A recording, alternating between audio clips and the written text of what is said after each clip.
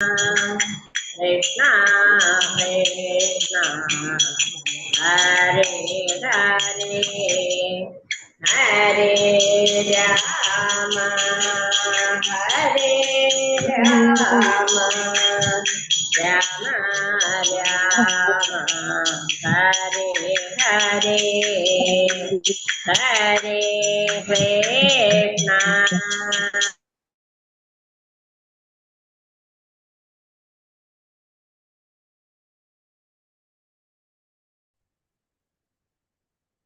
Hare Krishna. Krishna Radha Mandirishtam Mangaluru Vijay Srimad Bhagavatam Bhakti Om Ajnanatimirandasya Nananjana Sharagya Shashkirum Nidam Yena Tasmai Sri Guruvedam Sri Chaitanya Manobishtam Sthavitam Yena Bhutale Swayam Bhagavadamahyam Dadadi Sutam Vandeham Sri Guru Sri Yuda Padakamalam Sri Guru Vaishnavam Sri Rupam Sagrachadam Saganarikunathanidam Tam Sajivam Sadhuidam Savadudam Varjana Saidam Krishna Chaitanya Devam Sri Radha Krishna Padam Saganagalizam Sri Vishaganidam हे कृष्ण करुणा सिंधु दीन बंधु जगतपदे गोपेश गोपिका कांता राधा कांता नमस्ते सप्तकांचन गौरांगी श्री राधे वृंदावनेश्वरी ऋषभानुश्री देवी प्रणमामि हरिप्रिय वाञ्छाकल्पतरुभ्यश्च कृपा सिन्धुभ्येव च पतितानां पावनेभ्यो वैष्णवेभ्यो नमो नमः पञ्चतत्त्वात्मकं कृष्णं भक्तरूपास्वरूपकं भक्तावतारं भक्ताख्यानमामि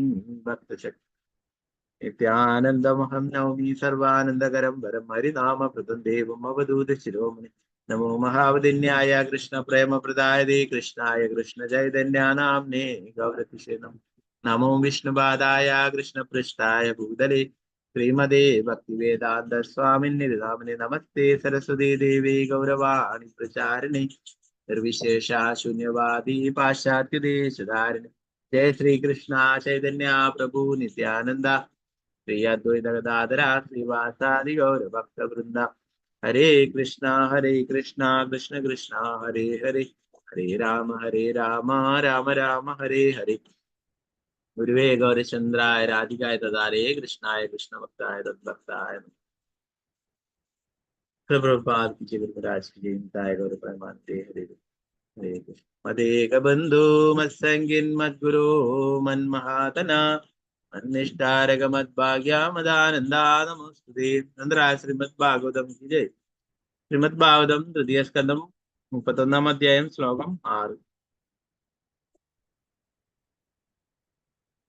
നമ്മൾ കഴിഞ്ഞ ക്ലാസ്സിലെ ഗർഭസ്ഥ ശിശുവിന്റെ ഓരോ മാസത്തെ അവസ്ഥയെ കുറിച്ചിട്ടൊക്കെ പറയുകയുണ്ടായി അല്ലെ.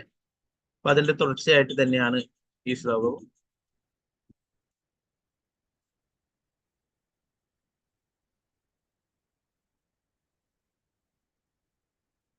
ഓം നമോ ഭഗവതേ വാസുദേവായ കൃമിഭീഷദ സർവാംഗ സൗകുമാര്യാത് പ്രദിശണം മൂർച്ഛാമാപ്നോതുരു ക്ലേശ തത്രൈതൈഷുതിധർമുഃ കൃമിഭീഷദ സർവാംഗ സൗകുമാര്യാത് പ്രദിശണം മൂർച്ഛാമാപ്നോതുരു ക്ലേശ തത്രൈഷുതിധർമുഃ.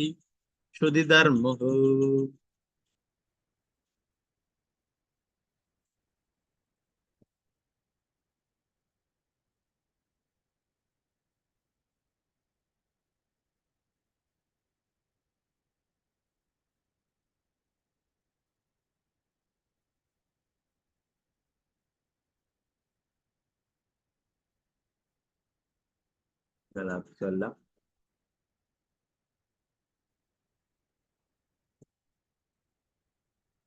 വളരെ പ്രധാനപ്പെട്ട ഒരു ശ്ലോകമാണ്. ഗർഭസ്ഥ ശിശുവായിട്ടുള്ള അതിന്റെ കഷ്ടതയെ കുറിച്ചിട്ടാണ് പറയുന്നത്. അത് എത്രമാത്രം കഷ്ടപ്പെടുന്നു ആ ഗർഭപാത്രത്തിൽ വെച്ചിട്ടുള്ളത്.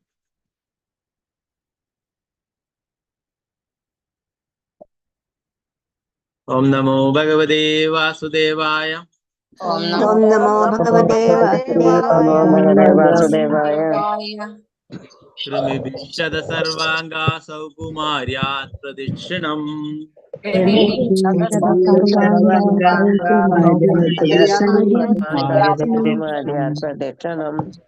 മൂർച്ഛാമാപ്നോതുരു ക്ലേശാസ്തത്രൈതൈ ശ്രുതിധർമ്മ്യഹു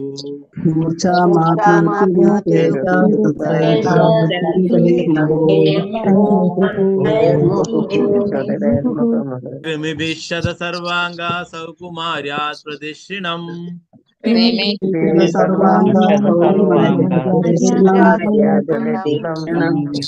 മൂർച്ഛാമാപ്നോതുരു ക്ലേശാസ്തത്ര തൈ ശ്രുതിധർമ്മുഹു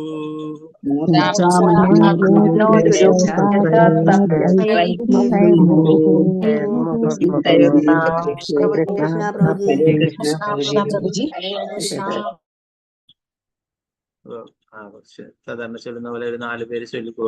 കുറച്ച് ക്ലേശം അനുഭവിക്കുന്ന പോലെ തന്നെ ഈ ശ്ലോകം കുറച്ചൊരു ഒരു കൂടി കലർന്ന പോലുള്ള ഒരു ശ്ലോകമാണ്. ഓക്കെ,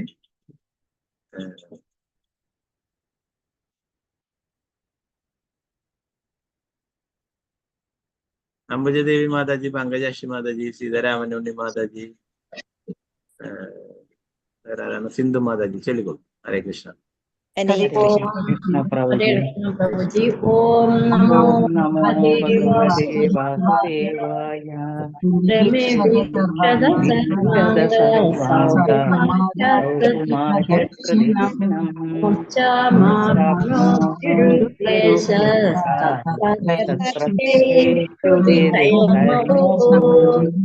ഹരേ കൃഷ്ണ. ഹരേ കൃഷ്ണ.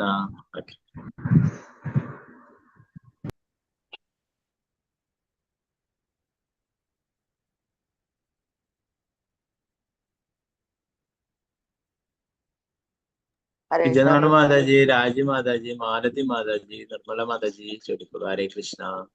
ഹരേ കൃഷ്ണ ഹരേ കൃഷ്ണ പ്രഭുജി. ഓം നമോ ഭഗവതേ വാസുദേവായ. ഹരേ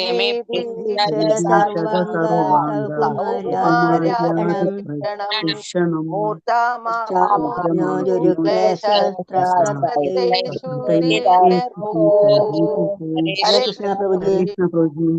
ഹരേ കൃഷ്ണ.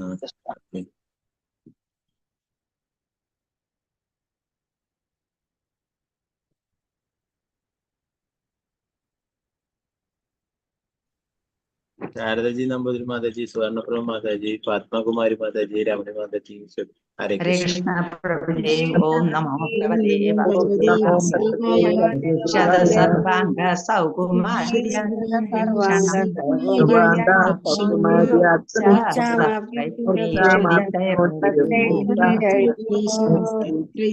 കൃഷ്ണ പ്രഭുജി. ഹരേ കൃഷ്ണ. ഓക്കെ, മറ്റുള്ളവർക്ക് അടുത്ത ശ്ലോകങ്ങൾ ചൊല്ലാം.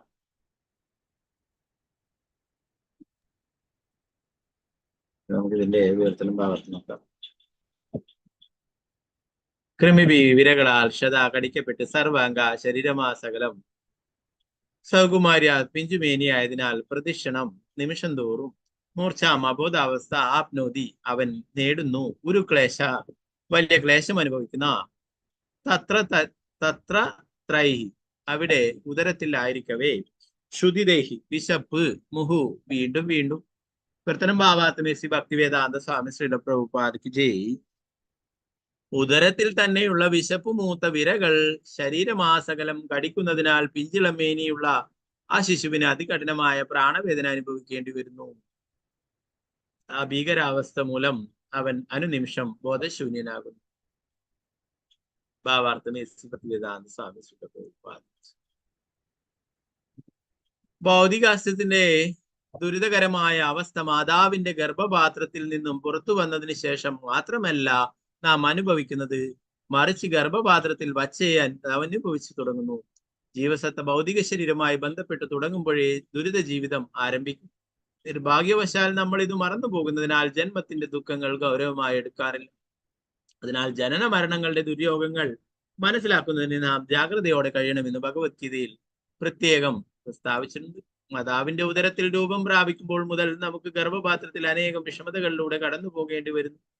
മരണസമയത്തുണ്ടാകും അനവധി പ്രയാസങ്ങൾ മുൻ അധ്യായത്തിൽ വിവരിച്ചതുപോലെ ഒരുവനെ ഒരു ശരീരത്തിൽ നിന്നും മറ്റൊരു ശരീരത്തിലേക്ക് ദേഹാന്തര പ്രാപ്തികൾ നടത്തേണ്ടതുണ്ട്. നായ്ക്കളുടെയും പന്നികളുടെയും ശരീരത്തിലേക്കുള്ള ദേഹമാറ്റങ്ങളാണ് ഏറെ ദുരിതപൂർണവും ദുഃഖപൂർണവും. പക്ഷെ അത്തരം ദുരിതങ്ങളൊക്കെ ഉണ്ടെങ്കിലും മായയുടെ വശീകരണ നിമിത്തം നാം എല്ലാം മറന്നു പോവുകയും വാസ്തവത്തിൽ ദുഃഖത്തിന്റെ പ്രതിപ്രവർത്തനമല്ലാതെ മറ്റൊന്നുമല്ലാത്ത സന്തോഷം എന്ന് പറയപ്പെടുന്ന ഇപ്പോഴത്തെ അവസ്ഥയിൽ ഭ്രമിക്കുകയും ചെയ്യും.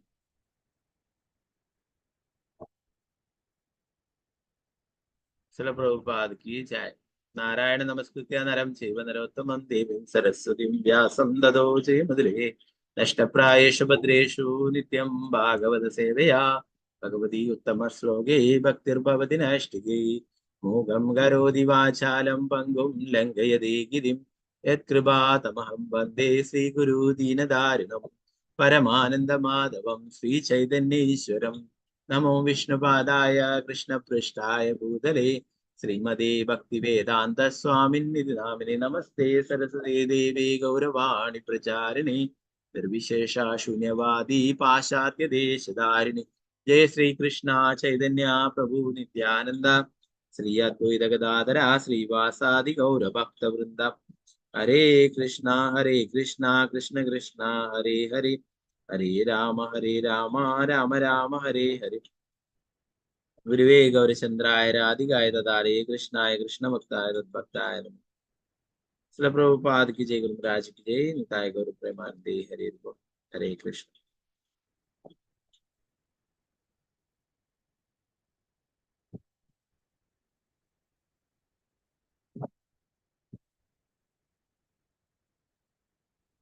ഇവിടെ പറയുന്നത് ആ ഗർഭസ്ഥ ശിശുവായിനെ അനുഭവിക്കേണ്ടി വരുന്നിട്ടുള്ള വേദനകളെ കുറിച്ചിട്ടാണ് പറയുന്നത് അല്ലെ. അമ്മയുടെ വയറ്റിനുള്ളില് ധാരാളം വിരകൾ ഉണ്ടാവും അല്ലെ.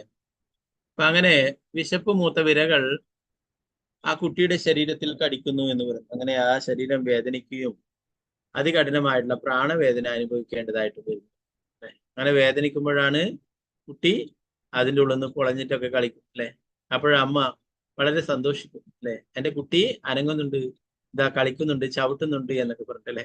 ആ കുട്ടിക്ക് അറിയുള്ളൂ അവിടുന്ന് എത്രമാത്രം വേദനിക്കുന്നു എന്നുള്ള കാര്യം. ആ ഭീകരാവസ്ഥ മൂലം അവൻ അനുനിമിഷം ബോധശൂന്യനാകുന്നു അല്ലെ. അപ്പൊ ആ വിരകളുടെ കടിയൊക്കെ ഇട്ടിട്ട് ബോധമില്ലാതായിത്തീരുകയും ചെയ്തു അല്ലെ. ചില ആൾക്കാർ പറയും ഒന്നും അനങ്ങുന്നില്ല എന്നൊക്കെ പറയും അല്ലെ. ഹോസ്പിറ്റലൊക്കെ എടുത്തിട്ട് പോകും. എന്താ പറയുന്നത്, ആ കുട്ടിക്ക് ബോധമില്ലാതായിത്തീരുന്നു ആ ഒരു സമയം വിരകളൊക്കെ കടിക്കുന്നത് കൊണ്ട്. പ്രഭുപാദരിയുടെ ഭാവാർത്ഥത്തിൽ പറയുന്നു അല്ലെ. പലരും നമ്മളൊക്കെ വിചാരിക്കും ജന്മമൃത്യു ജരാവ്യാധി അല്ലെ, ഇതിൽ നിന്ന് മോചനം വേണം എന്നൊക്കെ പറയുമ്പോ രോഗം, വാർദ്ധക്യം, മരണോ ഇതൊക്കെ വേദനയുള്ളതാണ്. ജനനം എന്താണ് വേദനയുള്ളതാണെന്ന് നമുക്ക് പലപ്പോഴും സംശയം തോന്നാറുണ്ട് അല്ലെ. ഞാനൊക്കെ സംശയിച്ചിട്ടുണ്ടായിരുന്നു. അതിന് ജനനം കുറിച്ചും പറയുന്നത് ജനനം അങ്ങനെ വേദനയുള്ളതാണ്. പ്രഭുപാദരിയുടെ പറയുന്നു ജനനവും വളരെ ദുരിതം പിടിച്ചതാണെന്ന് പറയുന്നു. ഭൗതികാസ്തിന്റെ ദുരിതകരമായ അവസ്ഥ മാതാവിന്റെ ഗർഭപാത്രത്തിൽ നിന്നും പുറത്തു വന്നതിന് ശേഷം മാത്രമല്ല നാം അനുഭവിച്ചത്, മറിച്ച് ഗർഭപാത്രത്തിൽ വച്ച് അത് അനുഭവിച്ചു തുടങ്ങുന്നു. ജീവിതത്തിൽ ഭൗതിക ശരീരമായി ബന്ധപ്പെട്ട് തുടങ്ങുമ്പോഴേ ദുരിത ജീവിതം ആരംഭിക്കും. നമ്മളിവിടെ പുറത്തു വന്നതിന് ശേഷമല്ല വിഷമങ്ങൾ അനുഭവിക്കാൻ തുടങ്ങിയിട്ടുള്ളത്, മാതാവിന്റെ ഗർഭപാത്രത്തിൽ വെച്ച് തന്നെ അത് ആരംഭിച്ചിരിക്കുന്നു എന്നത്. നിർഭാഗ്യവശാൽ നമ്മൾ ഇത് മറന്നു പോകുന്നതിനാൽ ജന്മത്തിന്റെ ദുഃഖങ്ങൾ ഗൗരവമായി എടുക്കാൻ നമുക്കൊന്നും അറിയില്ല. എത്രമാത്രം ദുഃഖങ്ങള് അനുഭവിച്ചിട്ടുണ്ട്, ഗർഭപാത്രത്തിൽ നിന്ന് എത്രമാത്രം വിഷമിച്ചിട്ടുണ്ട് അല്ലെ. അതുകൊണ്ട് നമ്മളത് ഗൗരവമായിട്ട് എടുക്കും അല്ലെ. അതുകൊണ്ടാണ് ജനനം മാത്രം വലിയ കാര്യം എന്നല്ല അല്ലെ. എല്ലാവരും സന്തോഷത്തോടെ ജന്മദിനമൊക്കെ ആഘോഷിക്കും അല്ലെ, പിറന്നാളൊക്കെ ആഘോഷിക്കും, 28 ആഘോഷിക്കുന്നതിനൊക്കെ അല്ലെ. അപ്പൊ ആ കുട്ടി അത്രമാത്രം ഉള്ളിൽ നിന്നും വേദനിച്ചിട്ടാണ് പുറത്തേക്ക് വന്നിരിക്കുന്നത് അല്ലെ. പുറത്ത് വന്നാലോ മായയിൽ പെടും അല്ലെ. അതുകൊണ്ടാണ് ശുകദേവ് ഗോസ്വാമി ഒന്നും പുറത്തേക്ക് വരാതിരുന്നത്. ഞാൻ മായയിൽ പെടും എന്ന് പറഞ്ഞിട്ടല്ലേ. എത്രയാണ് 16 വർഷക്കാലം അങ്ങനെ നിന്നു അല്ലെ. ഒരു കുട്ടി മാക്സിമം 10 മാസം അല്ലെ, ചിലതൊക്കെ 9 മാസം 8 മാസം കൊണ്ടൊക്കെ പുറത്തേക്ക് വരും അല്ലെ. അല്ലാതെ അതിൽ കൂടുതലൊന്നും ഇല്ല അല്ലെ. എന്നാൽ ശുകദേവ് ഗോസ്വാമിക്ക് മായയെ പേടിച്ചിട്ട് 16 വർഷം അമ്മയുടെ ഗർഭപാത്രത്തിൽ നിന്നു അല്ലെ. പിന്നീട് സാക്ഷാൽ ഭഗവാൻ തന്നെ വന്നിട്ട് പറഞ്ഞു നീ ഒരിക്കലും മായയിലേക്ക് പെടില്ല എന്ന് അല്ലെ. ശ്രീ ചൈതന്യ മഹാപ്രഭു 12 മാസം അല്ലെ, 13 മാസം സച്ചിമാതയുടെ ആ ഗർഭത്തിലുണ്ടായിരുന്നു. അപ്പോ ഇവിടെ സാധാരണ രീതിയിൽ ഒരു 9 മാസം 10 മാസം ഒക്കെ അല്ലെ. അപ്പൊ അത്രയും കാലം അതിനുള്ളില് അല്ലെ ദുരിതങ്ങൾ അനുഭവിക്കുകയാണ് അല്ലെ. നമ്മളൊക്കെ പിടിച്ചിട്ട് ഒരു ചെറിയ ഒരു കുടത്തിനടുത്ത് ഒരു ചെറിയൊരു ചെമ്പിനകത്തിട്ടിട്ട് മൂടി വെച്ചാൽ എങ്ങനെ ഇരിക്കും അല്ലെ. അതുപോലെ അതിന് കൈയും കാലും അനക്കാനാവാത്ത ഒരു അവസ്ഥയിൽ ഗർഭസ്ഥ ശിശുവായിട്ട് അല്ലെ തല കീഴായിട്ട് അവിടെ കിടക്കുകയാണ്.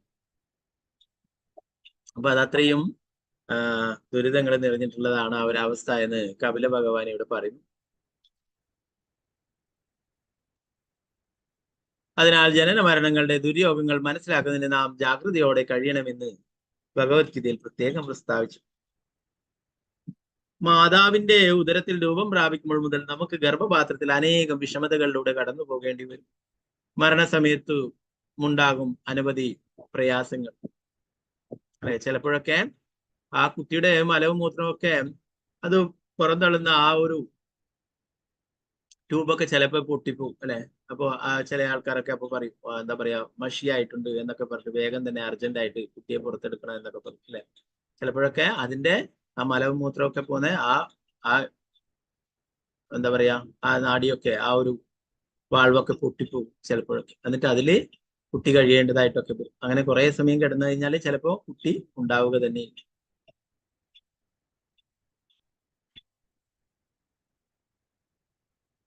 അപ്പോ ജനനത്തിന്റെ സമയത്തും ധാരാളം വിഷമങ്ങൾ അനുഭവിക്കണം. അതുപോലെ തന്നെ പറയുന്നു മരണസമയത്തും ധാരാളം വിഷമതകളിലൂടെ കടന്നു പോകേണ്ടതായിട്ട് അനവധി പ്രയാസങ്ങൾ മുൻ അധ്യായം വിവരിച്ചതുപോലെ ഒരുവന് ശരീരത്തിൽ നിന്ന് മറ്റൊരു ശരീരത്തിലെ ദേഹാന്തര പ്രാപ്തി നടത്തേണ്ടത് നായ്ക്കളുടെയും പന്നികളുടെയും ശരീരങ്ങളിലേക്കുള്ള ദേഹമാറ്റമാണ് ഏറ്റവും ദുരിതപൂർണവും ദുഃഖപൂർണവുമായിട്ടുള്ളത്. പക്ഷെ അത്തരം ദുരിതങ്ങളൊക്കെ ഉണ്ടെങ്കിലും മായയുടെ വശീകരണം നിർത്തുന്ന നാം അതെല്ലാം മറന്നു പോകുകയും വാസ്തവത്തിൽ ദുഃഖത്തിന്റെ പ്രവർത്തനമല്ലാതെ മറ്റൊന്നുമല്ലാതെ സന്തോഷമെന്ന് പറയപ്പെടുന്നു ഇപ്പോഴത്തെ അവസ്ഥയിൽ ഭ്രമിക്കുകയും ചെയ്യുന്നു.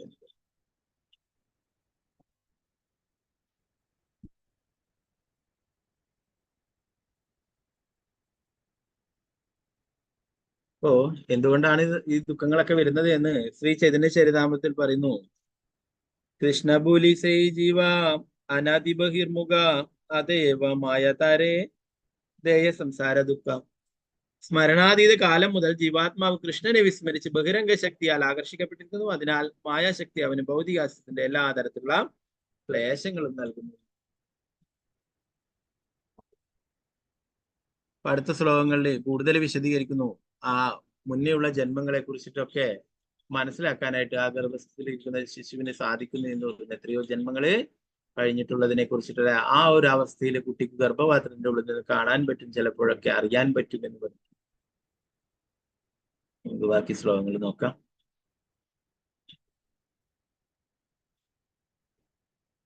അപ്പൊ അങ്ങനെ ദേഹാന്തര പ്രാപ്തി നടത്തുന്നതിന് ആരും ഭയപ്പെടുന്നില്ല അല്ലെ. നേരത്തെ പറഞ്ഞു ഇന്ദ്രന്റെ പോലും ഉദാഹരണം അല്ലെ. ഇന്ദ്രന്റെ ശാപം മൂലം പന്നിയായിട്ടും ആ പന്നിയുടെ ജീവിതം ആസ്വദിക്കുകയുണ്ടായി എന്ന് പറഞ്ഞു അല്ലെ. ബ്രഹ്മാവ് വന്നിട്ട് വിളിച്ചപ്പോഴേ ഞാനിവിടെ ബിസിയാ, ഞാൻ നല്ല രീതിയിൽ ഇവിടെ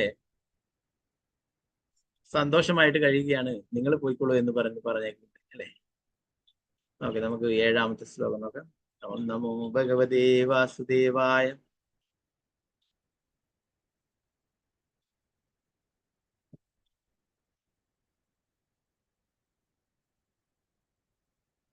കട്ടോതീഷ്ണോ ലവണ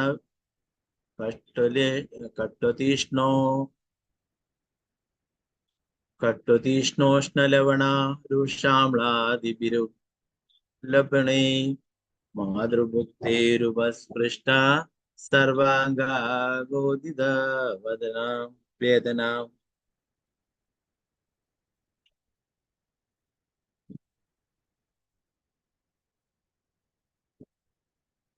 കട്ടുതീഷ്ണോഷ്ണലവണ രുഷാംളാദിഭിരുൽബണേ മാതൃഭുക്തേരുപസ്പൃഷ്ട സർവാംഗോദിത വേദന.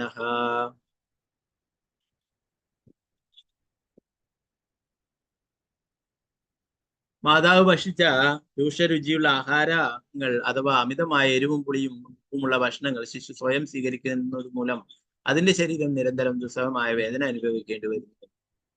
മാതാവ് കഴിക്കുന്ന ഭക്ഷണമാണ് ആ പൊക്കിൾക്കുടിയുടെ ശിശുവിനും ലഭിക്കുന്നത് അല്ലെ. മാതാവ് അപ്പോൾ കൂടുതൽ എരിവുള്ളതും ഉപ്പുള്ളതും പുളിയതും ഒക്കെ കഴിക്കുമ്പോൾ കുട്ടിക്കും അത് സ്വീകരിക്കേണ്ടി വരും. അങ്ങനെ ഭയങ്കരമായിട്ട് വേദന അനുഭവപ്പെടുകയും ചെയ്യുന്നു എന്ന് പറയും ഭാവാർത്ഥം. ശ്രീല പ്രഭുപാദിക്ക് മാതാവിന്റെ ഗർഭപാത്രത്തിലെ ശിശുവിന്റെ അവസ്ഥ എല്ലാ വിവരണങ്ങൾക്കും നമ്മുടെ സങ്കല്പങ്ങൾക്കും അതീതമാണ്. അത്തരം ഒരു അവസ്ഥയിൽ കഴിയുക ദുഷ്കരമാണ്. പക്ഷെ ശിശുവിനെ അവിടെ കഴിഞ്ഞേ തീരൂ. അവബോധം മതിയായി വികസിച്ചില്ല, അതിനാൽ അവന് സഹിക്കാൻ കഴിയുന്നു, അല്ലെങ്കിൽ അവൻ മരിക്കുമായിരുന്നു. ഇത്തരം ഭീകരമായ പീഡനങ്ങൾ സഹിക്കാൻ യാതന അനുഭവിക്കുന്ന ശരീരത്തിന് യോഗ്യത നൽകുന്നതാണ് മായയുടെ അനുഗ്രഹം.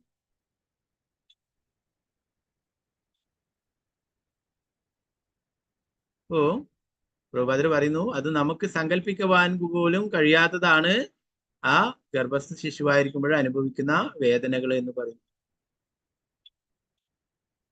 അപ്പൊ അവന് ശരിയായിട്ടുള്ള അവബോധം വികസിച്ചിട്ടില്ല, അതുകൊണ്ട് അവന് സഹിക്കാൻ കഴിയുന്നു അതൊക്കെ എന്ന് പറയും. ഇത്തരം ഭീകരമായ പീഡനങ്ങൾ സഹിക്കാൻ യാതന അനുഭവിക്കുന്ന ശരീരത്തിന് യോഗ്യത നൽകുന്നതാണ് മായയുടെ അനുഗ്രഹം. ആ ഒരു ചെറിയ ശരീരം കൊണ്ട് ഇതൊക്കെ അനുഭവിക്കുവാനായിട്ട് സാധിക്കുന്നു അല്ലെ. നേരത്തെ നമ്മൾ പറഞ്ഞു, മരിച്ചു കഴിഞ്ഞാലും ഒരു യാതനാ ശരീരം അല്ലെ, താൽക്കാലികമായിട്ടൊരു ശരീരം നമുക്ക് ലഭിക്കും. സൂക്ഷ്മ ശരീരം, ഇതിന് ഒരു ആവരണമായിട്ടൊരു ശരീരം ലഭിക്കും അല്ലെ. അതിൽ അടി കൊള്ളുന്നത് വേദനിക്കും അല്ലെ, തീയിലിടുമ്പോൾ അത് കൊള്ളും, അങ്ങനെയൊക്കെ ചെയ്യും അല്ലെ, നേരത്തെ പറഞ്ഞു. അതുപോലെ ഇവിടെ ചെറിയൊരു ആ ഒരു ശരീരത്തിൽ തന്നെ ഇതൊക്കെ സഹിക്കാനായിട്ട് സാധിക്കുന്നു. അത് മായയുടെ അനുഗ്രഹമാണെന്ന്. 8ാമത്തെ ശ്ലോകം. ഓം നമോ ഭഗവതേ വാസുദേവായ. ഉൽവേന സംവൃതസ്തസ്മിന്ന ത്രൈശാ ബഹിരാവൃതഃ ആസ്തേ കൃത്വാ ശിരകുശോ ഭുഗ്നപൃഷ്ടശിരോധരഃ.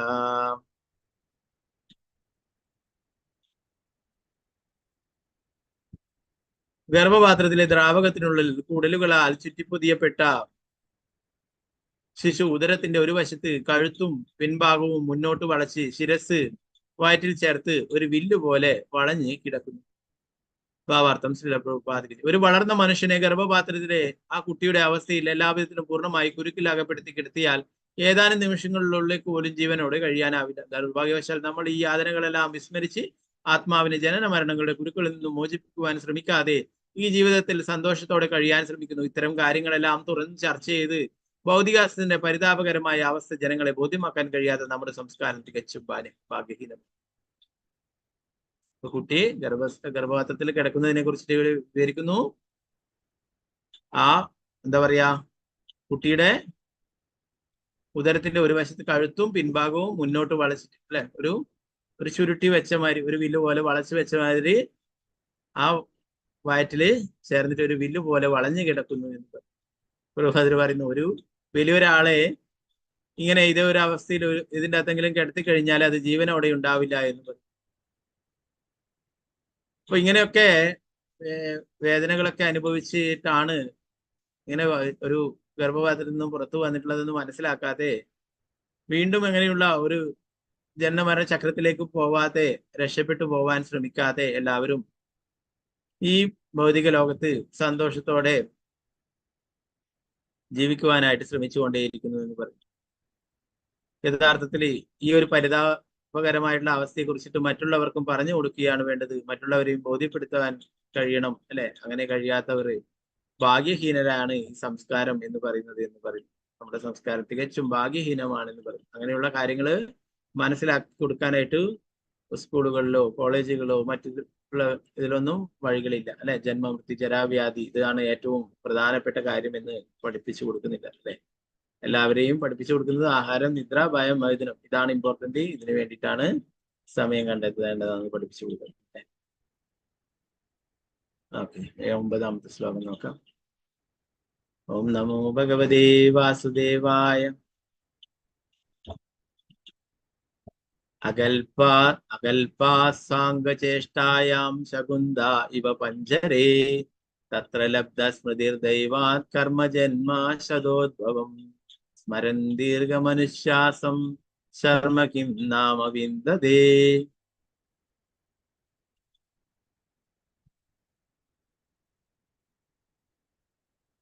കുറച്ച് പേര് ചൊല്ലാനുണ്ട് അല്ലെ. സോറി, കുറച്ച് നല്ല ഈസി ആയിട്ടുള്ള ശ്ലോകം ചൊല്ലാന്ന് വിചാരിച്ചിട്ടാണ്.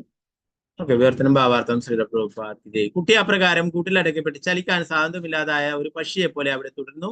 ഭാഗ്യമുണ്ടാകുന്ന പക്ഷം അവൻ അപ്പോൾ തന്റെ കഴിഞ്ഞ 100 ജന്മങ്ങളിലെ കുഴപ്പങ്ങളെല്ലാം ഓർമ്മിക്കാൻ കഴിയും. അതികഠിനമായി ദുഃഖിക്കുകയും ചെയ്യും. ആ അവസ്ഥയിൽ മനസ്സിന് സമാധാനം കിട്ടാൻ എന്താണ് സാധ്യത?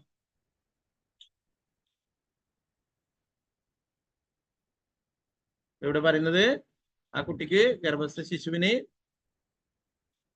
ഭാഗ്യമുണ്ടെങ്കിൽ തന്റെ കഴിഞ്ഞ 100 ജന്മങ്ങളിലെ കുഴപ്പങ്ങളൊക്കെ എങ്ങനെയൊക്കെ ആയിരുന്നു അതൊക്കെ പാഴാക്കി കളഞ്ഞതെന്ന് ഓർമ്മിക്കാൻ കഴിയും എന്ന് പറഞ്ഞു. അങ്ങനെ അതികഠിനമായിട്ട് ദുഃഖിക്കുകയും ചെയ്യുന്നു എന്ന് പറയുന്നു. ഭാവാർത്ഥം ശ്രീല പ്രഭുപാദ്. കുട്ടി ജനിച്ചതിന് ശേഷം അവന്റെ കഴിഞ്ഞ ജന്മങ്ങളെ കഷ്ടതകളെ കുറിച്ചെല്ലാം മറന്നുപോയേക്കാം. പക്ഷെ വളർന്നു കഴിയുമ്പോൾ ഏറ്റവും കുറഞ്ഞത് ജനന മരണങ്ങളുടെ കഠിന പീഡനങ്ങളെ പറ്റി ശ്രീമദ് ഭാഗവതം പോലുള്ള ആധികാരിക വേദശാസ്ത്രങ്ങളുടെ വായനയിലൂടെ മനസ്സിലാക്കാനെങ്കിലും കഴിയും. പക്ഷെ നമുക്ക് വേദശാസ്ത്രങ്ങൾ വിശ്വാസമില്ലാത്ത പക്ഷം പ്രയോജനമില്ല. ഇത്തരം ആധികാരിക വിവരണങ്ങളാൽ വിശ്വാസമുണ്ടെങ്കിൽ നമുക്ക് അവ വായിച്ച് മനസ്സിലാക്കുവാനും അടുത്ത ജന്മത്തിൽ സ്വാതന്ത്ര്യം നേടുന്നതിന് തയ്യാറെടുക്കുവാനും സാധിക്കും. മനുഷ്യരൂപത്തിലുള്ള ഈ ജീവിതത്തിൽ അതിന് സാധിക്കും. മനുഷ്യാസ്തിത്വത്തിലെ ഈ യാതനകളെ കുറിച്ചുള്ള സൂചനകൾക്ക് കാതു കൊടുക്കാത്ത ഒരുവൻ ആത്മഹത്യ ചെയ്യുകയാണ് നിസ്സംശയം പറയാം. മായ അഥവാ ഭൗതികാസ്തിത്വത്തിന്റെ അന്ധകാര സമുദ്രം തരണം ചെയ്യാൻ മാത്രം ഉദ്ദേശിക്കപ്പെട്ടിട്ടുള്ളതാണ് മനുഷ്യരൂപത്തിലെ ഈ ജീവിതം എന്ന് പറഞ്ഞിരിക്കുന്നു. മനുഷ്യരൂപത്തിലുള്ള ഈ ശരീരത്തിൽ നമുക്ക് ഗതാഗതയോഗ്യമായ വളരെ നല്ലൊരു വഞ്ചിയുണ്ട്. നയിക്കാൻ ആത്മീയ ഗുരു എന്ന വിദഗ്ധനായ അമരക്കാരനുമുണ്ട്. അനുകൂലമായ കാറ്റുകൾ കണക്ക് വൈദിക ശാസനകളും.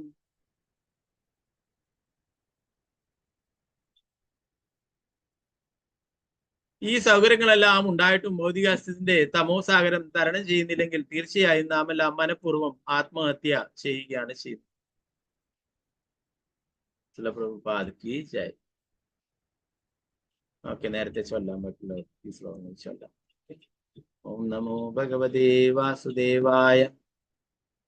ആരഭ്യ സപ്തമാൻമാസ ലബ്ധബോധോ വിവേപിതാഃ നൈഗത്രാസ്തേ സുദിവാദൈർവിഷ്ടാഭൂരിവ സോദരഃ.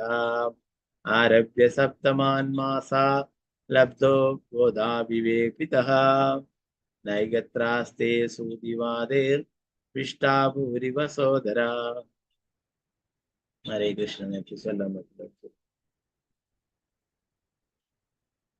वत्सला शाह जी माता जी, मिनी माता जी, रामेंद्र प्रभु, नागमणि माता जी, हरे कृष्णा. हरे हरे कृष्ण प्रभुजी. चलिए. ओम नमो भगवते वासुदेवाय. आरभ्य सप्तमानसालब्धबोधो विवेकितः नैगत्रास्तेषु दिवाकरैर्विष्टाभूरिव सोदरः. हरे कृष्ण. हरे कृष्णा.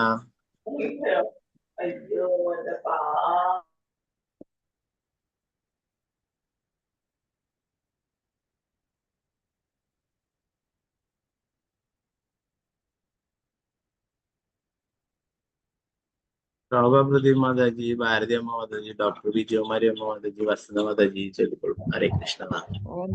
हरे कृष्ण प्रभुजी. हरे कृष्णा. भगवते वासुदेवाय. सप्तमानसालब्धबोधो विवेकितः नैगत्रास्तेषु दिवाकरैर्विष्टाभूरिव सोदरः. हरे कृष्णा.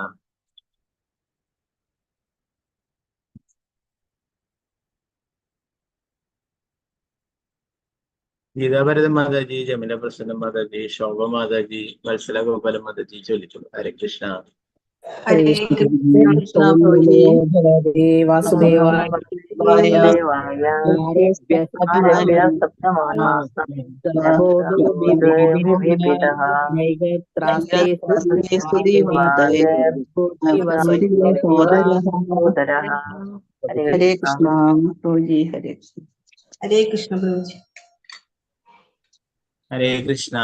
ओके.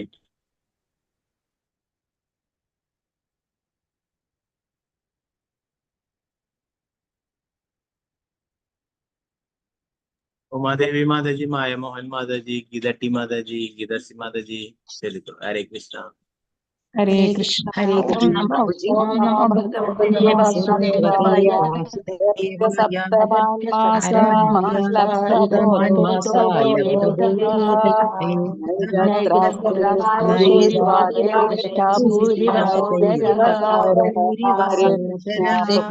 ഹരേ കൃഷ്ണ പ്രഭുജി. ഹരേ കൃഷ്ണ. ഓക്കെ.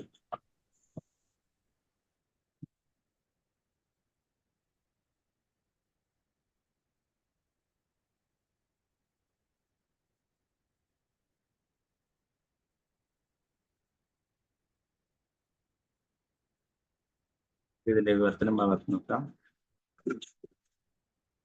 ഗർഭധാരണത്തിന്റെ 7-ാം മാസത്തിൽ അവബോധം വികസിച്ചു കിട്ടാൻ ആരംഭിക്കുന്നത് മുതൽ പ്രസവത്തിന്റെ ആഴ്ചകൾ അടുക്കുന്തോറും അകത്തെ വായുക്കളുടെ സമ്മർദ്ദം മൂലം ശിശു താഴേക്ക് ഇറങ്ങി വരുന്നു. അതേ ഉദരത്തിലെ വൃത്തിഹീനമായ രന്ധ്രത്തിൽ ജനിച്ച വിരകൾക്കൊപ്പം അവിടെ തന്നെ വസിക്കുവാൻ അതിനാവില്ല. ഭാവാർത്ഥമേ ശ്രീ ഭക്തിവേദാന്ത സ്വാമി സ്വരൂപാദി. പ്രസവത്തിനു മുമ്പ് ഗർഭപാത്രം വികസിച്ച് അയവുള്ളതാകുന്നതിനാൽ കുട്ടി 7-ാം മാസാന്ത്യം മുതൽ ശരീരവായുവിന്റെ സമ്മർദ്ദം മൂലം ഒരിടത്ത് തന്നെ താങ്ങാൻ കഴിയാതെ ചലിച്ചു തുടങ്ങും. ശിശു ശയിക്കുന്ന മാതാവിന്റെ ഉദരത്തിലെ വിരകളെ സോദരൻ എന്നാണ് പറഞ്ഞിരിക്കുന്നത്. സോദരൻ എന്നാൽ ഒരേ മാതാവിന്റെ ഉദരത്തിൽ നിന്ന് ജനിച്ചവൻ എന്നാണ് അർത്ഥം. കുട്ടി ജനിച്ച അതേ ഉദരത്തിലെ ജൈവരസത്തിൽ നിന്നാണ് വിരകളും ജനിച്ചത്. ആ അർത്ഥത്തിൽ കുട്ടിയും വിരകളും യഥാർത്ഥത്തിൽ സോദരന്മാരാകുന്നു. മനുഷ്യജീവികൾക്കിടയിൽ വിശ്വസാഹോദര്യം സ്ഥാപിക്കാൻ വളരെ ആകാംക്ഷയുള്ളവരാണ് നമ്മൾ. പക്ഷെ വിരകൾക്ക് പോലും നമ്മുടെ സഹോദരന്മാരായിരിക്കെ മനുഷ്യരില്ലാത്ത മറ്റു ജീവസത്തുക്കളുടെ കാര്യം എന്തു പറയാൻ? ഇക്കാര്യം നമ്മൾ പരിഗണിക്കണം. സകല ജീവസത്തുക്കളുടെയും കാര്യത്തിൽ ഉത്കണ്ഠയുണ്ടായിരിക്കണം നമുക്ക്.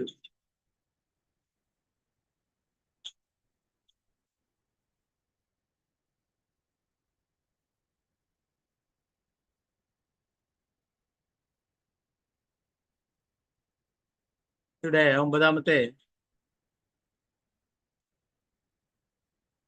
ശ്ലോകത്തിൽ പറയുന്നത്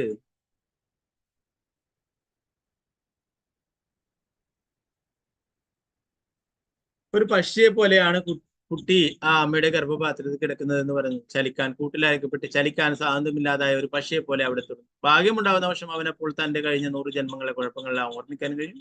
അതികഠിനമായിട്ട് ദുഃഖിക്കുകയും ചെയ്യും.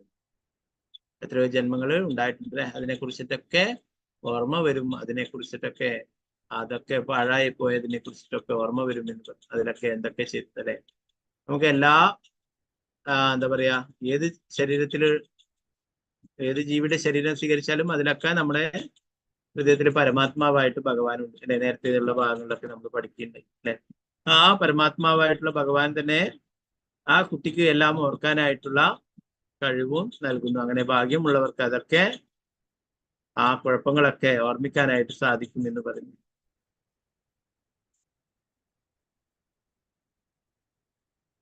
ഇപ്പൊ ഒരു കുട്ടി ജനിച്ച് കുറച്ച് വളർന്നു കഴിഞ്ഞാൽ ആ കുട്ടിക്ക് ഗർഭപാത്രത്തിൽ വെച്ച് അനുഭവിച്ച വേദനയെ കുറിച്ചൊന്നും ഒരിക്കലും ഓർമ്മയുണ്ടാവില്ല അല്ലെ. അതൊക്കെ മറന്നു പോകും. മായയുടെ സ്വാധീനം നിമിത്തം അല്ലെ. പുറത്തിറങ്ങിയാൽ തന്നെ മായയുടെ സ്വാധീനത്തിലകപ്പെടും.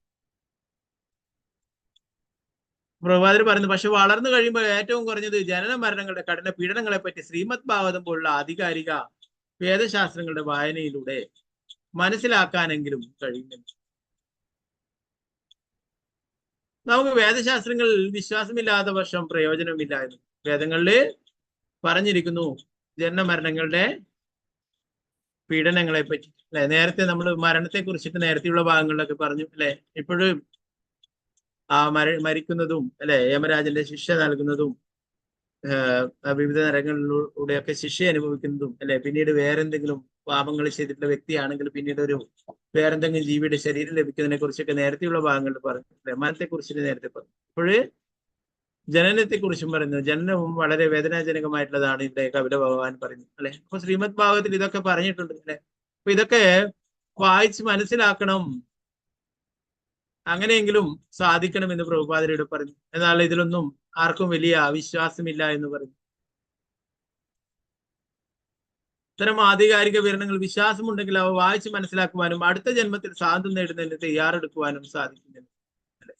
ഇതിനൊക്കെ കുറിച്ച് മനസ്സിലാക്കിയിട്ടുള്ള ഒരു വ്യക്തി ഒരിക്കലും വീണ്ടും ഒരു ഗർഭപാത്രത്തിലേക്ക് പോകാനായിട്ട് താല്പര്യപ്പെടില്ല അല്ലെ. ഈ ജന്മം തന്നെ ഭക്തിയുത സേവനങ്ങൾ ചെയ്തിട്ട് ഇവിടുന്ന് ജന്മമുക്തി ചരാവതി ചക്രത്തിൽ നിന്ന് രക്ഷപ്പെട്ടു പോകാനായിട്ടാണ് ഒരു ബുദ്ധിമാനായിട്ടുള്ള വ്യക്തി ആഗ്രഹിക്കുക അല്ലെ.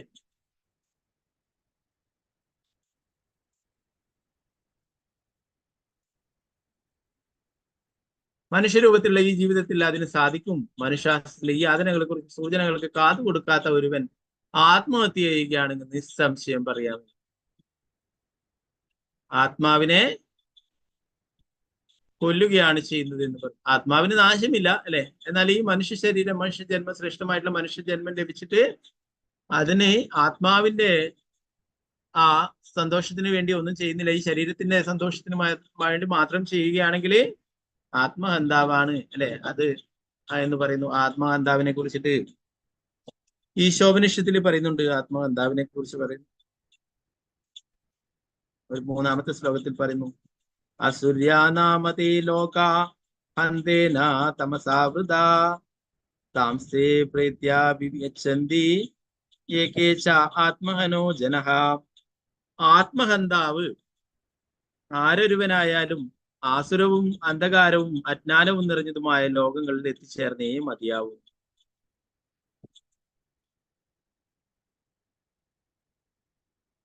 അതിലെ ഭാവാർത്ഥത്തിൽ ശ്രീല പ്രഭുപാദര് വളരെ വിശദമായിട്ട് പറയുന്നുണ്ട്.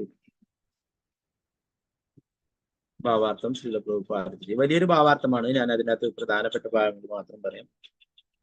ആത്മാവിന് മനുഷ്യജന്മം ലഭിക്കുന്നത് ദശലക്ഷക്കണക്കിന് വർഷങ്ങളായി നടക്കുന്ന പരിണാമത്തിന്റെയും ദേഹാന്തര പ്രാപ്തിയുടെയും ഫലമായിട്ടാണെന്ന് ബുദ്ധിമാന്മാരായ ജനങ്ങൾ എപ്പോഴും ഓർക്കേണ്ടതാണ്. ഈ ഭൗതിക ലോകത്തെ ചിലപ്പോൾ സമുദ്രത്തോട് ഉപമിക്കാറുണ്ട്. മനുഷ്യ ശരീരത്തെ ഈ സമുദ്രം തരണം ചെയ്യാൻ വേണ്ടി പ്രത്യേകമായി രൂപകൽപ്പന ചെയ്യപ്പെട്ട ഘനരൂപത്തിലുള്ള തോണിയോട് ഉപമിക്കപ്പെടുന്നു. വൈദിക സാഹിത്യങ്ങളുടെയും ആചാര്യന്മാരുടെയും സമർത്ഥമായ കടത്തുകാരോട് ഉപമിക്കാം. മനുഷ്യ ശരീരത്തിന്റെ സവിശേഷതകൾ ലക്ഷ്യസ്ഥാനത്ത് സുഖമായി എത്തിച്ചേരാൻ സഹായിക്കുന്ന അനുകൂലമായ കാറ്റിനോടും ഉപമിക്കുന്നു. ഇത്തരം സൗകര്യങ്ങളൊക്കെ ഉണ്ടായിട്ടും ആത്മസാക്ഷാത്കാരത്തിന് വേണ്ടി അവയൊന്നും പൂർണ്ണമായി പ്രയോജനപ്പെടുത്താൻ ശ്രമിക്കാത്ത പക്ഷം അയാളെ ആത്മഹന്താവ് അഥവാ ആത്മനാശകനായി കണക്കാക്കാം. ആത്മാവിനെ അവഗണിക്കുന്നവൻ അങ്ങേയറ്റം അജ്ഞാനാന്ധകാരം നിറഞ്ഞ ലോകത്തിൽ പ്രവേശിച്ച് നിരന്തരമായി ക്ലേശങ്ങൾ അനുഭവിക്കുവാൻ വിധിക്കപ്പെടുന്നുവെന്ന് ശ്രീ ഈശോപനിഷത്ത് വ്യക്തമായ ഭാഷയിൽ താക്കീത് നൽകുന്നുണ്ട്. ഈശോപനിഷത്തില് പറയുന്നു, ആത്മാവിനെ അവഗണിക്കുന്നവൻ അല്ലെ. ആത്മാവാണ് എന്നുള്ള കാര്യം, നമ്മൾ ശരീരമല്ല ഈ ആത്മാവാണെന്ന കാര്യം ശ്രീമദ് ഭഗവത്ഗീതയിലും ഭാഗവതത്തിലും മറ്റുള്ള ശാസ്ത്രങ്ങളിലൊക്കെ അല്ലെ. ഇതൊന്നും പഠിക്കാൻ പോകുന്നില്ല. ശ്രീല പ്രഭുപാദരുടെ ചെറിയ ചെറിയ ഗ്രന്ഥങ്ങളുണ്ട് ഇതുപോലുള്ള അല്ലെ. ഈശോപനിഷത്തിലും പോലുള്ള ചെറിയ ചെറിയ ഗ്രന്ഥങ്ങളൊക്കെ ഉണ്ട് അല്ലെ. അതിലൊക്കെ വളരെ വിശദമായിട്ട് പ്രഭുപാദര് പറയും അല്ലെ. ഒന്നുമില്ലെങ്കിൽ ഒരു ഭഗവത് ദർശനം മാസിക അല്ലെ, ചെറിയ പൈസയുടെ അല്ലെ, മാസത്തിൽ വരുന്ന അല്ലെ. സാധാരണ പലതരം മാസികകളൊക്കെ വായിക്കുന്നുണ്ട് അല്ലെ. ഈ ഭഗവത് ദർശനം മാസിക വായിച്ചാൽ തന്നെ അതിലുണ്ടാവും അല്ലെ, നമ്മള് ഈ ശരീരമല്ല ആത്മാവാണെന്നുള്ള കാര്യങ്ങളൊക്കെ പ്രഭുപാദരുടെ ധാരാളം വലിയ ബുക്സിൽ നിന്നൊക്കെ എടുത്തിട്ടുള്ള ധാരാളം പ്രധാനപ്പെട്ട ഭാഗങ്ങളാണ് അതിലൊക്കെ ഉണ്ടാവും അല്ലെ. ആ ഒരു ബുക്സ് വായിച്ചാൽ തന്നെ മനസ്സിലാവും അല്ലെ. എന്നാൽ ആൾക്കാർക്ക് ഇതിലൊന്നും താല്പര്യമില്ല. ആത്മാവിന് വേണ്ടിയിട്ടുള്ള യാതൊരു കാര്യങ്ങളും ചെയ്യാൻ താല്പര്യമില്ല എന്നത് അല്ലെ. ഇപ്പൊ ഇവിടെ പറയുന്നത് ഈ മനുഷ്യ ശരീരം എന്താ പറയുന്നത്, ഒരു വഞ്ചിയാണ്, അതിന്റെ അമരക്കാരനാണ്, അതിനെ നയിക്കുന്നവനാണ് ആത്മീയ ഗുരു എന്ന് പറയുന്നത്. അതിന് അനുകൂലമായിട്ടുള്ള കാറ്റാണ് ഈ വൈദിക ശാസനകൾ, വൈദിക ശാസ്ത്രങ്ങളൊക്കെ പറയുന്നത്. ശ്രീമദ് ഭാഗവതം, ഭഗവത്ഗീത, മറ്റുള്ള ഗ്രന്ഥങ്ങളൊക്കെ അനുകൂലമായിട്ടുള്ള കാറ്റാണ് എന്ന് പറയും. അപ്പോ നമുക്കൊരു നല്ലൊരു തോണി കിട്ടി അല്ലെ. അപ്പൊ അത് മുങ്ങിപ്പോകാതെ തുഴഞ്ഞ് ലക്ഷ്യസ്ഥാനത്തിൽ എത്തിക്കുവാനായിട്ട് അതിനൊരു അമരക്കാരനുമുണ്ട്, ആത്മീയ ഗുരുവുമുണ്ട്. അപ്പൊ കാറ്റും അതുപോലെ തന്നെ അനുകൂലമായിട്ടുള്ളതാണെന്ന് പറയുന്നു ശ്രീമദ് ഭാഗവതം, മറ്റുള്ള ശാസ്ത്രങ്ങളൊക്കെ ഉണ്ട് അല്ലെ. അപ്പൊ ആ ശ്രീമദ് ഭാഗവതം, ആത്മീയ ഗുരുവിനെ സ്വീകരിക്കുക, ശ്രീമദ് ഭാഗവതം പോലുള്ള ശാസ്ത്രങ്ങളൊക്കെ പഠിക്കുക, ഭക്തിയുത സേവനത്തെ കുറിച്ചൊക്കെ മനസ്സിലാക്കുക, അതൊക്കെ നമ്മൾ പാലിക്കുക, മറ്റുള്ളവർക്കും പറഞ്ഞു കൊടുക്കുക. ഇതൊക്കെയാണ് മനുഷ്യജന്മത്തിന്റെ യഥാർത്ഥ ലക്ഷ്യം അല്ലെ. ആത്മാവിന് ആനന്ദം ലഭിക്കുന്ന കാര്യങ്ങൾ ഇതൊക്കെയാണ്. എന്നാൽ ആത്മാവിന് ആനന്ദം ലഭിക്കുന്ന കാര്യങ്ങൾ മറന്ന് ശരീരത്തിന് സന്തോഷം ലഭിക്കുന്ന കാര്യങ്ങൾക്ക് പിന്നാലെ പായുന്നവനൊക്കെ ആത്മഹന്താവാണെന്ന് പറയുന്നു. അവനുള്ള ശിക്ഷ അത് കഠിനമായിട്ടുള്ളതാണെന്നും ഇവിടെ ഈശോപനിഷത്ത് പറയുന്നു. പന്നി, നായകൾ, ഒട്ടകങ്ങൾ, കഴുതകൾ മുതലായ ജീവികൾക്കും ഭൗതിക ആവശ്യങ്ങൾ നമ്മെ പോലെ തന്നെ പ്രധാനമാണ്.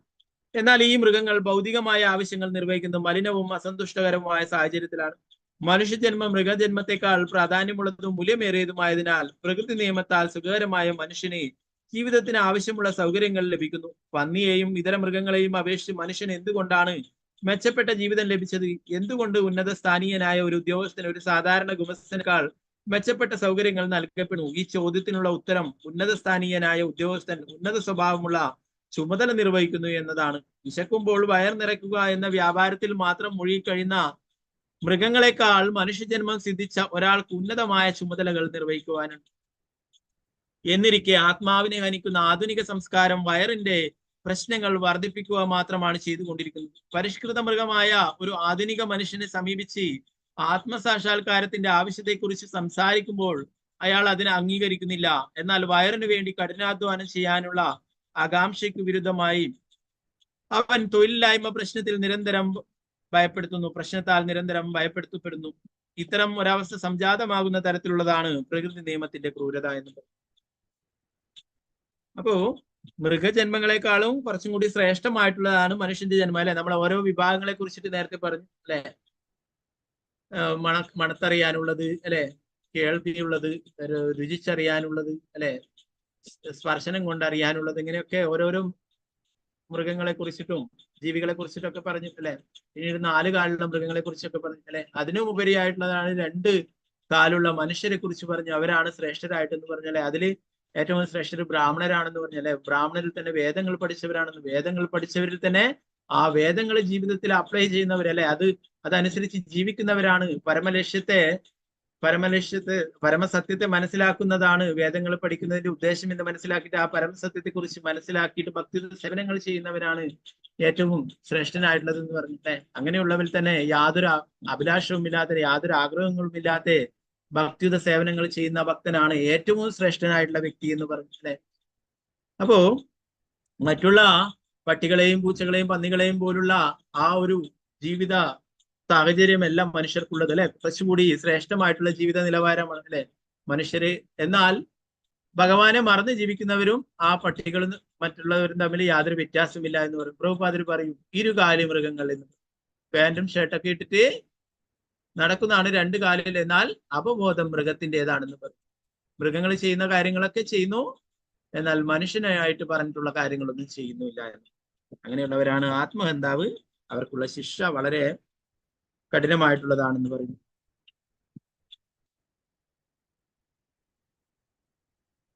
കഴുതകളെയും പന്നികളെയും പോലെ കഠിനാധ്വാനം ചെയ്യുന്നതിന് വേണ്ടിയല്ല മനുഷ്യജന്മം നമുക്ക് നൽകപ്പെട്ടിട്ടുള്ളത്, മറിച്ച് ജീവിതത്തിൽ അത്യുന്നതമായ പരിപൂർണ നേടുന്നതിനാണ്. ആത്മജ്ഞാനത്തെ പറ്റി ജാഗരൂകരാകാത്ത പക്ഷം നമുക്ക് ഇഷ്ടമല്ലെങ്കിൽ കൂടി കഠിനാധ്വാനം ചെയ്യാൻ പ്രകൃതി നമ്മെ നിർബന്ധിക്കും.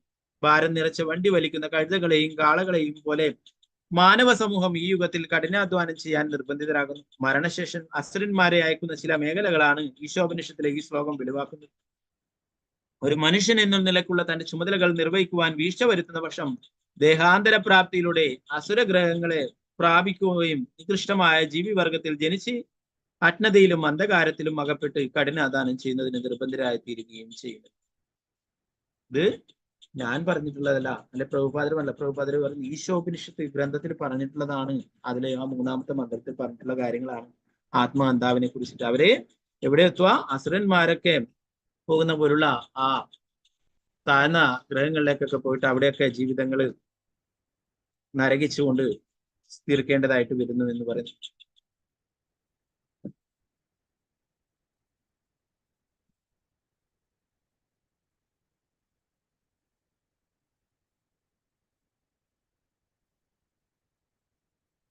ഓക്കെ, അപ്പോ നമ്മൾ മറ്റുള്ളവർക്കും പറഞ്ഞു കൊടുക്കുവാനായിട്ട് പ്രഭുപാദര് പറയും. ഇതൊക്കെ ശാസ്ത്രങ്ങളിലൊക്കെ പറഞ്ഞിട്ടുണ്ട്, അല്ലെ?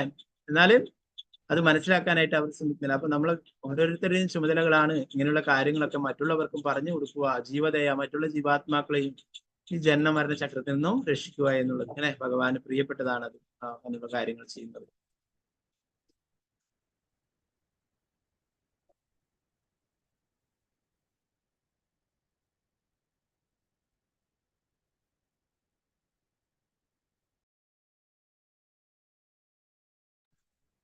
ഓക്കെ, നമ്മുടെ വൈഷ്ണവ കവി നരോത്തമദാസ് ഠാക്കൂർ ഭഗവാന്റെ പരിശുദ്ധ ഭക്തനൊരു കീർത്തനത്തിൽ പാടിയിട്ടുണ്ട്.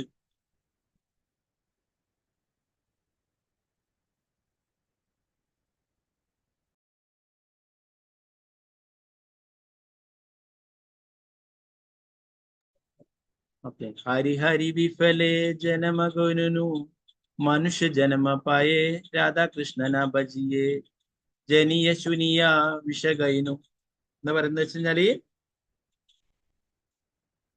ഓ ഭഗവാൻ ഹരി, ഞാൻ എന്റെ ജീവിതം നിഷ്ഫലമായി ചെലവഴിച്ചു. മനുഷ്യജന്മം ലഭിച്ചിട്ടും രാധാകൃഷ്ണന്മാരെ പൂജിക്കാതെ ബോധപൂർവം വിഷം കുടിച്ചിരിക്കുന്നു എന്ന് പറയുന്നു നരോത്തമദാസ് ഠാക്കൂർ.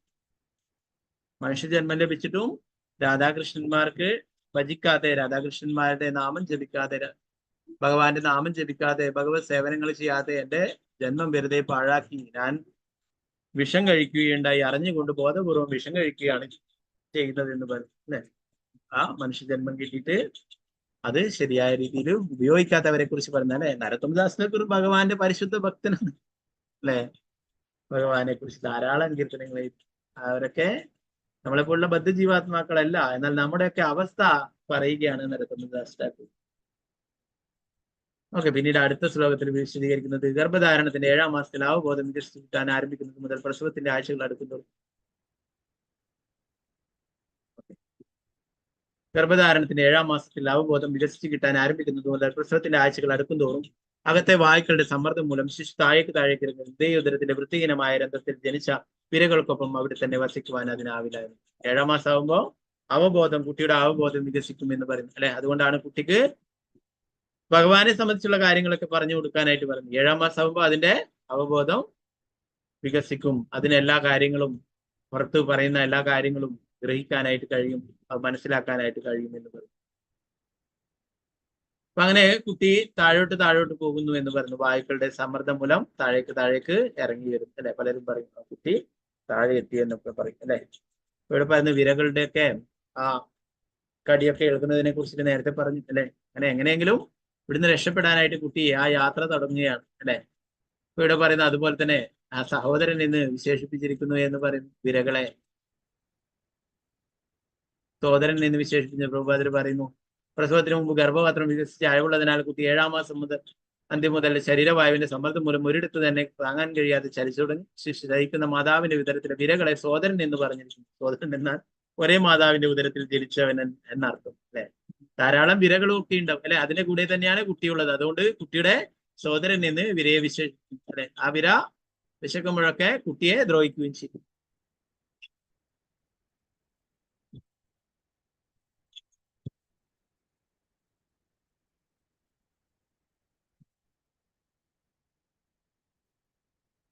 ഓക്കെ. ഈ ഒരു ശ്ലോകം കൂടി നമുക്ക് നോക്കാം.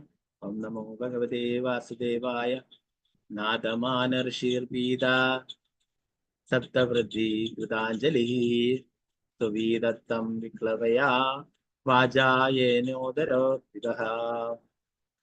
ഭൗതിക ഘടകങ്ങളുടെ 7 പാളികളാൽ ചുറ്റപ്പെട്ട ജീവസത്ത ജീവിതത്തിന്റെ ഭയാനകമായ ഈ അവസ്ഥയിൽ തന്നെ ആരാണ് ഈ അവസ്ഥയിൽ പ്രവേശിപ്പിക്കുന്ന തൊഴിലുകളോടെ പ്രാർത്ഥനാ നിർഭരനായി ഭഗവാനോട് കേഴുന്നു.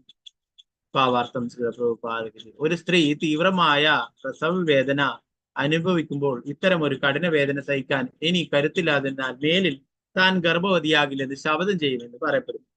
അതുപോലെ തന്നെ ഒരുവൻ ദുസ്സഹമായ വേദന അനുഭവിക്കേണ്ടി വരുന്ന ഒരു ശസ്ത്രക്രിയക്ക് വിധേയനാകുമ്പോഴും മേലിൽ ഇത്തരം ഒരു ശസ്ത്രക്രിയക്ക് വേണ്ടി വരുന്ന രോഗം പിടിപെടാതെ സൂക്ഷിക്കുമെന്ന് പറയുമത്രേ.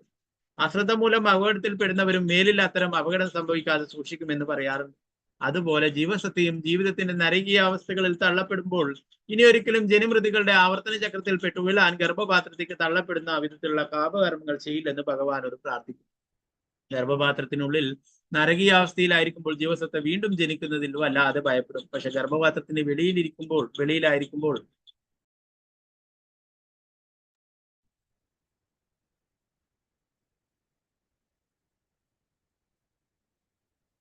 പൂർണ്ണ ജീവിതത്തിലും നല്ല ആരോഗ്യത്തിലുമായിരിക്കുമ്പോൾ എല്ലാം മറക്കുകയും അസ്തിത്വത്തിന്റെ ഭീകരാവസ്ഥയിലേക്ക് വീണ്ടും വീഴ്ത്തപ്പെടുന്ന വിധത്തിലുള്ള പാപകർമ്മങ്ങൾ ആവർത്തിച്ചുകൊണ്ടേയിരിക്കും എന്ന് പറയും. അപ്പൊ അവിടുന്ന് ഗർഭപാത്രത്തിൽ നിന്നും ഭഗവാനോട് പ്രാർത്ഥിക്കും അല്ലെ. എനിക്ക് ഇവിടുന്ന് എങ്ങനെയെങ്കിലും രക്ഷപ്പെട്ടാൽ മതി. എനിക്ക് ഒരിക്കലും ഇങ്ങനെയുള്ള ഒരവസ്ഥയിൽ ഞാൻ ഇനി ഒരിക്കലും ഒരു ഗർഭപാത്രത്തിൽ ഇതുപോലെ പ്രയാസപ്പെട്ടു പോകരുത്. അങ്ങനെയുള്ള കാര്യങ്ങളൊന്നും ചെയ്യില്ല. ഞാൻ ഭഗവാന്റെ സേവനങ്ങൾ ചെയ്തു കൊള്ളാം, ഭഗവാനെ മറന്ന് ജീവിക്കില്ല എന്നൊക്കെ പറഞ്ഞു അല്ലെ. നേരത്തെ പറഞ്ഞു ചിലപ്പോൾ ഭാഗ്യവാന്മാരായുള്ള വ്യക്തികൾ അവരുടെ 100 ജന്മങ്ങളെ കുറിച്ച് വരെ മനസ്സിലാക്കാനായിട്ട് കഴിയും എന്ന് പറഞ്ഞു അല്ലെ. അപ്പോ ഒരിക്കലും ഇനി അങ്ങനെയുള്ള പാപകർമ്മങ്ങളൊക്കെ ചെയ്ത് വീണ്ടും ഇങ്ങനെ ഗർഭപാത്രത്തിൽ എത്തിച്ചേരില്ല എന്ന് ഉറപ്പിക്കുന്നു, ഭഗവാനോട് പ്രാർത്ഥിക്കുന്നു. എന്നാൽ പുറത്തെത്തിയാല് ഇതൊക്കെ മറന്നു പോകുന്നു അല്ലെ, വീണ്ടും മായയുടെ സ്വാധീനത്തിൽ പെട്ടിട്ട് പാപകർമ്മങ്ങളൊക്കെ ചെയ്യുന്നു, ഭഗവാനെ മറന്നുകൊണ്ട് ജീവിക്കുകയും ചെയ്യുന്നു.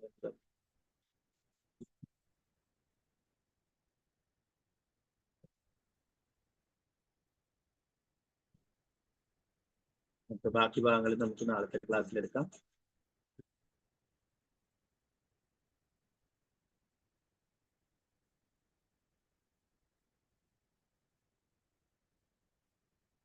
ഓക്കെ, അപ്പോൾ ആരെങ്കിലും ഇനി ജനനവും ഇത്ര വേദനയുള്ളതാണെന്ന് ചോദിച്ചു കഴിഞ്ഞാൽ ഈ കാര്യങ്ങൾ നമ്മൾ മറ്റുള്ളവർക്ക് പറഞ്ഞു കൊടുക്കണം അല്ലെ. ശ്രീമദ് ഭാഗവത്തില് സാക്ഷാൽ ഭഗവാൻ തന്നെ നേരിട്ട് പറയുന്നു ജനനവും വളരെ വിഷമം പിടിച്ചിട്ടുള്ള കാര്യമാണ് എന്നുള്ളത് അല്ലെ. അപ്പൊ അതാണ് ഇവിടെ പ്രഭാതർ പറയുന്നത്. ഗർഭിണിയായിരിക്കുന്ന സ്ത്രീ പറയുന്നു, ഇനി ഞാൻ അത്രയും വേദന സഹിച്ചു, ഇനി ഞാൻ ഒരിക്കലും പ്രസവിക്കില്ല എന്നൊക്കെ പറയുന്നു അല്ലെ. താൻ ഇനി ഗർഭവതിയാകില്ലെന്ന് ശപഥം ചെയ്യുമെന്ന് പറയപ്പെടുന്നു. അതുപോലെ തന്നെ പലരും എന്തെങ്കിലും ശസ്ത്രക്രിയൊക്കെ ഞാൻ ഇനി ഒരിക്കലും ഇങ്ങനെയുള്ള കാര്യങ്ങളൊന്നും ചെയ്യില്ല എന്ന്. എന്തിനേറെ അല്ലെ, ചെറിയൊരു പല്ലുവേദനയായിട്ട് പോയിട്ട് അവിടെ ട്രീറ്റ്മെന്റ് എടുക്കുമ്പോൾ പോലും നമ്മൾ പറയും അല്ലെ, ഇനി ഞാൻ ഒരിക്കലും ഇങ്ങനെ പല്ലിന് കേടുവരുന്ന കാര്യങ്ങളൊന്നും കഴിക്കില്ല അല്ലെ. കുട്ടികളൊക്കെ ആണെങ്കിൽ ചോക്ലേറ്റ് ഒക്കെ കഴിച്ചിട്ട് അല്ലെ, അത് പറയും ഇത്രയും വേദനയുണ്ടോ, ഇനി നമ്മൾ ചോക്ലേറ്റ് ഒന്നും കഴിക്കില്ല അല്ലെ. അത് കഴിഞ്ഞ് അതൊക്കെ കഴിഞ്ഞ് കുറച്ച് കഴിയുമ്പോൾ തന്നെ വീണ്ടും ഒക്കെ തിന്നാൻ തുടങ്ങും, വീണ്ടും പല്ലൊക്കെ കേടാകും അല്ലെ. അപ്പൊ അങ്ങനെ പല കാര്യം പ്രഭുപാദർ പറയുന്നത്. അങ്ങനെയാണ് ഈ ലോകം. പലപ്പോഴും ആ വേദനകൾ പിന്നീട് നമ്മൾ മറക്കുന്നു അല്ലെ, വീണ്ടും അപകടത്തിൽപ്പെടുന്നു എന്ന് പറയും.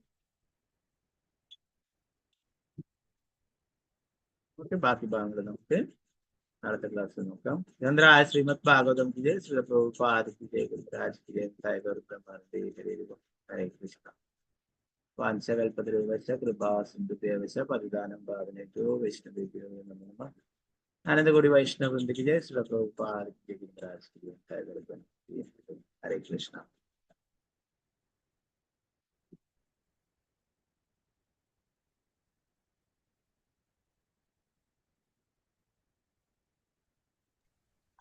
हरे कृष्ण प्रभु जी. हरे कृष्ण. हरे हरे कृष्णा प्रभु जी. कृष्ण प्रभु जी. Thank you പ്രഭുജി. കൃഷ്ണ പ്രഭുജി, हरे हरे कृष्ण. ആ कृष्ण प्रभु जी. മാസികയുടെ പേര് ഒന്നുകൂടി പറയാമോ? അത് എവിടുന്ന എന്താണ്? കിട്ടും? നേരത്തെ പറഞ്ഞില്ലേ മാസികയുടെ പേര്? എന്താണ് മാതാജി, കേട്ടില്ല. ഒരു മാസികയുടെ പേര് പറഞ്ഞില്ലേ? ഒരു മിനിറ്റ്, എവിടേക്കാണ്? ഒരു മിനിറ്റ്, ഞാൻ എല്ലാരും മ്യൂട്ട് ആക്കാം. നല്ല ശബ്ദമായിട്ട് ആരായിരുന്നു കൈ ഉയർത്തി? ഹരേ കൃഷ്ണ. കൈ ഉയർത്തിക്കോളൂ എല്ലാരും ശബ്ദമാക്കുമ്പോൾ എനിക്ക്. ഹരേ കൃഷ്ണ. ആ ഗീതാസി മാതാജി പറഞ്ഞോളൂ. മതി എന്താ പറഞ്ഞ മാതാജി? അൺമ്യൂട്ട് ചെയ്തു. ഹരേ കൃഷ്ണ പ്രഭുജി, ആ. ആ മാസികയുടെ പേര് പറഞ്ഞില്ലേ? ഭഗവത് ദർശനം എന്താണ്? ഭഗവത് ദർശനം മാസിക. അത് മാസികയുടെ പേര് ഐസ്കോണിൽ മലയാളത്തിൽ ഇറങ്ങുന്നുണ്ട് ഒരു മാസിക, ഭഗവത് ദർശനം മാസിക എന്ന് പറഞ്ഞിട്ട്. അത് അത് നമുക്ക് സബ്സ്ക്രൈബ് ചെയ്യാൻ പറ്റുമോ? ഇവിടെ ബാംഗ്ലൂരിൽ കിട്ടുമോ പ്രഭുജി? അത് ഇല്ല, അത് മലയാളത്തിലുള്ളതാണ്, കോയമ്പത്തൂരിൽ നിന്ന് അടിക്കുന്നതാണ്. ഇസ്കോൺ ഗുരുവായൂരിലും മറ്റുള്ള സ്ഥലങ്ങളിലൊക്കെ ഉണ്ടാവും കേട്ടോ. അത് മലയാളത്തിൽ വരുന്നുണ്ട്. മറ്റുള്ള ഭാഷകളിലും ഇംഗ്ലീഷിലൊക്കെ ഉണ്ട്. Back to Godhead magazine ഉണ്ട്, ബാക്ക് ടു ഗോഡ് ഹെഡ് എന്ന് പറഞ്ഞിട്ടുണ്ട്. അത് പിന്നെ ഇംഗ്ലീഷിലുള്ളത് വരുത്തിക്കണം. മലയാളത്തിലാണ് ദർശനം എന്ന് പറഞ്ഞിട്ടുണ്ട്. അത് ഇസ്കോണിന്റെ മറ്റുള്ള കേരളത്തിലുള്ള സ്ഥലങ്ങളിലൊക്കെ ലഭിക്കും. അത് അധികം നാമഘട്ടങ്ങളിലൊക്കെ. വലിയ പുസ്തകങ്ങളും സാധാരണ നമ്മൾ സങ്കീർത്തനത്തിനും ബുക്ക് പോകുമ്പോൾ കേരളത്തിൽ നിന്ന് സാധാരണ വലിയ ബുക്സ് ഒന്നും ആരും അങ്ങനെ വാങ്ങിക്കാൻ താല്പര്യപ്പെടില്ല. അപ്പോൾ ഈ ചെറിയ ബുക്സ് കൊടുക്കും. ഒരു 20 രൂപയേ ഉള്ളൂ, ഇത് വാങ്ങിച്ചോളൂ ഏട്ടാ, ഒരു ചായ കുടിക്കുന്ന പൈസയല്ലേ ഉള്ളൂ, ഒന്ന് കുട്ടികൾക്കൊക്കെ വായിക്കാൻ കൊടുത്തേ എന്നൊക്കെ പറഞ്ഞിട്ട് നമ്മൾ എങ്ങനെയെങ്കിലും അവരെയൊക്കെ പിടിപ്പിക്കും. അപ്പൊ അത് നല്ല അതിൻ്റെ തന്നെ നല്ല. ഞാൻ ഒരു എക്സാമ്പിൾ പറഞ്ഞതാണ്. അതിൽ പോലും പ്രഭുപാദര് പല കാര്യങ്ങളും പറയുന്നു. ഇങ്ങനെ ഈ ശ്രീമദ് ഭാഗവതത്തിലുള്ളയും ഭഗവത്ഗീതയിലുള്ള ഒക്കെ കാര്യങ്ങൾ, അതിന്റെയൊക്കെ എസൻസ് ആണ് പ്രഭുപാദര് അതിൽ പലതിലും പറയുന്നത്. ചൈതന്യ ചരിതാമൃതത്തിലുള്ളതും അതിൽ വരും, ഓരോ പേജ് അതിനായിട്ടുണ്ട്. അപ്പൊ ചൈതന്യ ചരിതാമൃതത്തിലെ ഒരു 3-4 ശ്ലോകങ്ങളും അതിന്റെ വിവർത്തനമൊക്കെ ഉണ്ടാവും. അതുപോലെ ഭാഗവതത്തിലുള്ളത്, ഭഗവത്ഗീതയിലുള്ള ഇതൊക്കെ അതിൻ്റെ അകത്ത് ഉൾക്കൊള്ളിച്ചിട്ടുണ്ട്. ഭഗവത് ദർശനം മാസിക എന്ന് പറഞ്ഞിട്ട് അത് പ്രഭുപാദര് back to Godhead magazine എന്ന് പറഞ്ഞിട്ട് അന്ന് തുടങ്ങിയതാണ്. അത് തന്നെ ഇപ്പോൾ മറ്റുള്ള ഭാഷകളിലൊക്കെ കന്നഡയിലും മലയാളത്തിലും തമിഴിലും എല്ലാ ഭാഷകളിലും ഉണ്ട് ഭഗവത് ദർശനം എന്ന് പറഞ്ഞിട്ട് കേട്ടോ. അപ്പൊ മാതാജിക്ക് അടുത്ത സെന്ററുകളിൽ നിന്നൊക്കെ കിട്ടും. അതിന്റെ ഐസ്കോൺ ഗുരുവായൂർ ബന്ധപ്പെട്ട് കഴിഞ്ഞാൽ അത് മാസത്തിൽ അയക്കാൻ വേണ്ടിയിട്ട് അതിന്റെ പരിസംഖ്യയൊക്കെ അയച്ചു കഴിഞ്ഞാൽ അവർ മാസത്തില് മാതാജിക്ക് അയച്ചിട്ട് കേട്ടോ. ഹരേ കൃഷ്ണ. ആരെങ്കിലും നമ്പർ ഉണ്ടെങ്കിൽ ഒന്ന് ഷെയർ ചെയ്യണേ ഗുരുവായൂർ. ഞാൻ നോക്കട്ടെ, മാതാജിക്ക് ഞാൻ പേഴ്സണലി ഷെയർ ചെയ്യാം കേട്ടോ. Hare Krishna. Hare Krishna. Thank you. Hare Krishna. Hare Krishna. Okay, അപ്പോ